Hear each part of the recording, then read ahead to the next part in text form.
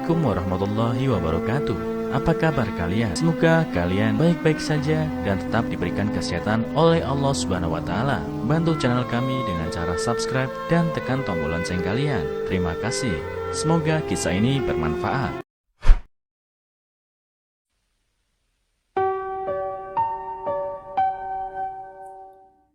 Mantan istrinya menikah lagi dan putranya memanggil ibunya di cermin setiap hari. Dia marah dan menghancurkan cermin itu.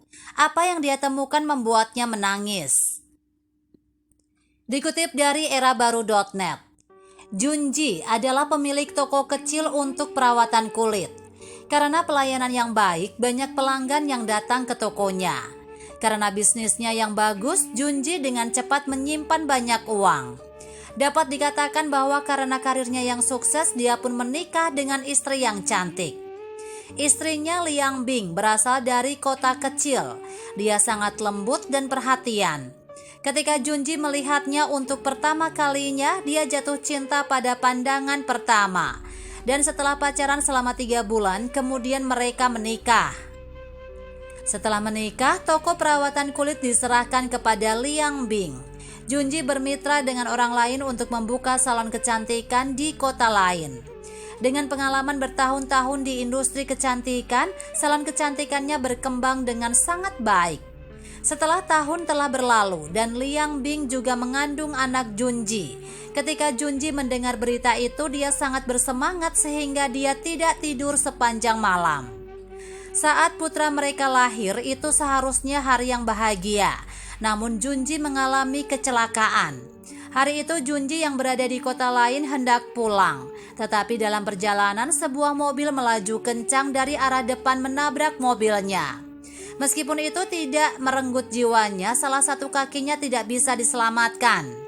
Ketika Liang Bing mendengar berita kecelakaan suaminya, dia sangat sedih. Keesokan harinya, Liang Bing yang masih dalam perawatan karena habis melahirkan bertekad untuk menemui suaminya. Ketika Liang Bing tiba, dia melihat suaminya menangis dan menangis. "Di mana kakiku?" Hati Liang Bing langsung runtuh. Dia sangat takut suaminya akan melakukan sesuatu yang bodoh. Untunglah Junji masih memiliki akal. Setelah sembuh, dia tidak berani keluar rumah karena takut orang lain akan memberikan pandangan aneh padanya dan temperamennya tidak baik. Kemudian orang tua Liang Bing berbicara dengan Junji secara pribadi. Mereka menginginkan Junji dan Liang Bing untuk bercerai. Karena Junji kehilangan satu kaki. Tidak ingin Junji merusak paruh kedua kehidupan Liang Bing. Junji langsung mengajukan gugatan cerai 3 tahun kemudian. Setelah mereka bercerai, Junji memberikan semua bisnisnya kepada Liang Bing. Dia hanya menginginkan putranya. Setelah perceraian, Liang Bing sering diam-diam kembali menemui Junji dan putranya. Suatu kali dia memberikan cermin untuk putranya dan berkata kepada putranya, "Jika kamu merindukan ibu, panggil ibumu di cermin. Maka aku akan muncul di depanmu dan beritahu ayahmu ibu akan menikah lagi lusa." Junji sangat tertekan sepanjang hari setelah mantan istrinya menikah lagi. Dan dia tidak berani menghadiri pernikahan mantan istrinya. Dia hanya diam di rumah sendirian dan dia tidak bisa melewati kesedihan di hatinya. Tapi dia masih sangat baik kepada putranya dan dia tidak akan membiarkannya pergi. Suatu hari Junji melihat putranya sambil memegang cermin memanggil ibunya. Junji tidak menganggapnya serius. Dia hanya berpikir bahwa putranya merindukan ibunya. Junji tidak berbicara, hanya duduk di kursi roda dan menghela nafas. Tetapi dia menemukan bahwa setiap hari putranya sambil memegang cermin memanggil ibunya. Dia bertanya-tanya apakah putranya sakit.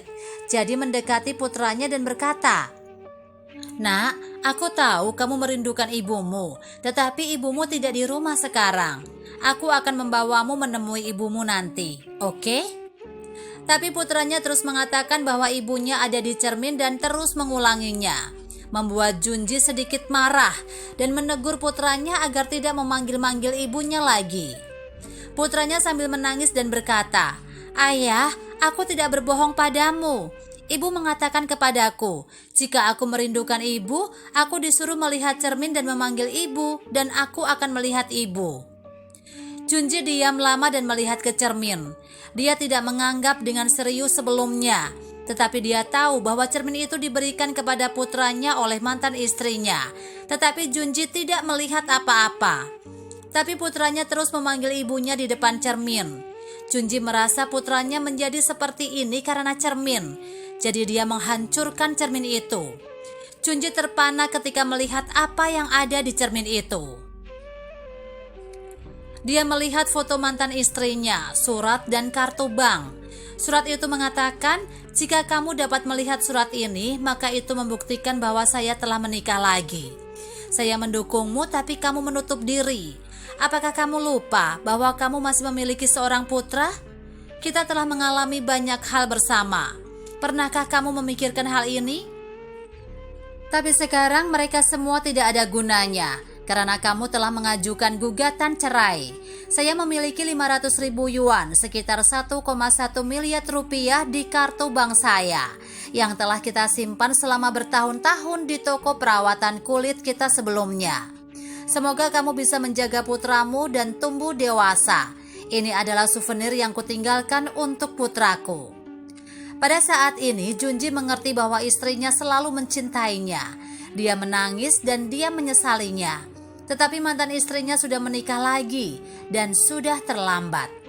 Junji sangat sedih. Dia memeluk putranya dan menangis. Putranya berkata, "Ayah, jika kamu merindukan ibu, lihat saja fotonya. Ibu juga merindukan kita."